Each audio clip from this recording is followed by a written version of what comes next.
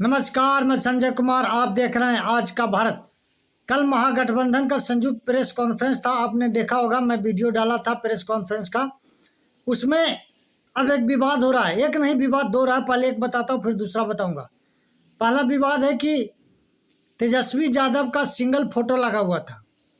विपक्ष का तो काम ही है बोलना, लेकिन विपक्ष तो विपक्ष, एक पप्पू यादव है। वैसे तो हर दिन कुछ न कुछ बोलते रहते हैं, उनका बोलने का कुछ समझ में नहीं आता, कुछ बेस नहीं है। आजकल बने हुए हैं, एक डायलॉग है कि मान न मान मैं तेरा मेहमान। सबने सुना होगा, मान न मान मैं तेरा मेहमान। वही हालत उनका है। वो कांग्रेस का नेता बने, वो कांग्रेस ने आज तक उनको अपना नेता कभी बनाया है न बताया है।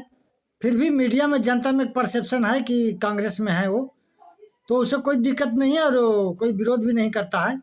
लेकिन उन्होंने ही पहले ये पोस्टर पे विवाद किया कि ये राहुल गांधी का फोटो होना चाहिए था, और भी पार्टी का फोटो होना चाहिए। लालू यादव जी का खुद ही फोटो नहीं है, तो और दूसरे का फोटो कहाँ से होगा?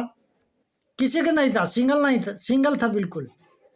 उसमें लिखा हुआ था कि अगला तेजस्वी सरकार।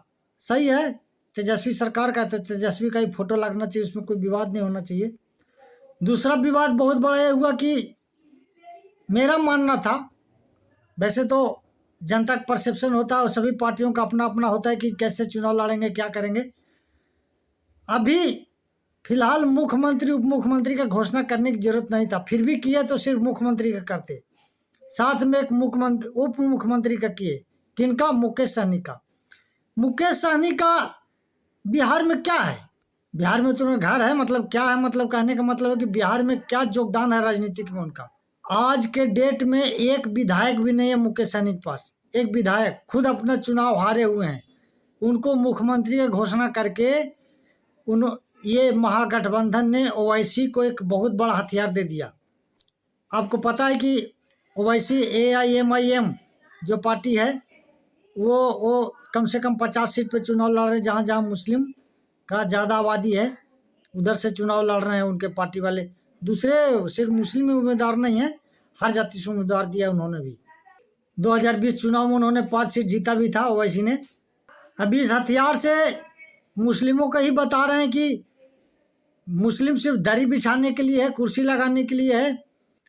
उप मुख्यमंत्री का घोषणा किसी मुस्लिम को क्यों नहीं किया? बात सही है, ये सबको पता है। एक बच्चा भी बता देगा आपको कि अगर महागठबंधन RJD चुनाव जीतती है तो मुख्यमंत्री तेजस्वी यादव होंगे।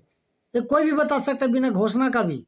बड़ी पार्टी है, वो हमेशा अपने आप घोषित भी करते रहें।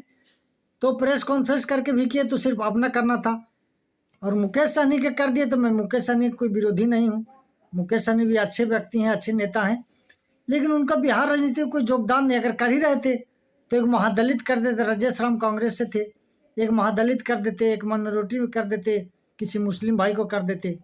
ये मैं नहीं कह रहा हूँ, ये पप्पू यादव बोल रहे हैं, या उन्हीं सहयोगी दल है, या ओवैसी आवाज़ उठा रहे हैं। अगर मुसलमानों में ये परसेप्शन चल गया तो RJD को बहुत बड़ा डैमेज हो गया। RJD का मुख्य वोट क्या है? 14% यादव का और 17-18 17.5% मुस्लिम का। इतना मिला के बहुत बड़ा वोट बैंक हो जाता है, बहुत बड़ा। अभी जो इन्होंने उप मुख्यमंत्री घोषित किया है, वो मुकेश सहनी का टोटल 1.5% है। ऐसे हवाबाजी करते कि 9% कई जातियों का मिला के है, कई जाति है उसमें, तब 9% होता है। मुकेश सहनी खुद के जाति का 1.5% है। वैसे मुकेश सहनी तो बच्चों की तरह जिद ही कर ही रहे थे कि उप मुख्यमंत्री घोषित करो, घोषित करो। महागठबंधन की मजबूरी भी था। वो पिछले बार 2020 में भी प्रेस कॉन्फ्रेंस से उठ के भागे थे। इस बार उप मुख्यमंत्री घोषित नहीं करते तो फिर हो सकता उठ के भाग जाते। वैसे NDA में जगह नहीं था, भाग के जाते कहाँ। पिछले बार तो जगह था तो भाग गए थे, लेकिन इस बार जगह नहीं था। फिर भी क्या पता, इनको डर होगा, कर दिए। लेकिन कर दिए तो एक माइनॉरिटी करना था, मुस्लिम किसी को करना था, एक राजेश राम को, या किसी दलित को कर देना था, एक और EBC OBC किसी और को करना था। अभी ये जैसा बोले हैं कि और करेंगे, मतलब ये तो ऐसे बोल रहे हैं कि सभी जातियों से करेंगे। तो क्या 50-60 करोगे क्या मुख्यमंत्री उप मुख्यमंत्री? मुख्यमंत्री एक होगा तो 50-60 का उप मुख्यमंत्री होगा। बोल रहे सभी जातियों से करेंगे। तो ये बातें हैं, देखिए चुनाव में भी क्या होता है। बाकी आज के वीडियो में इतना ही। अगर मेरा वीडियो आपको अच्छा लगे तो लाइक कीजिए, शेयर कीजिए, सब्सक्राइब कीजिए। नमस्कार, धन्यवाद।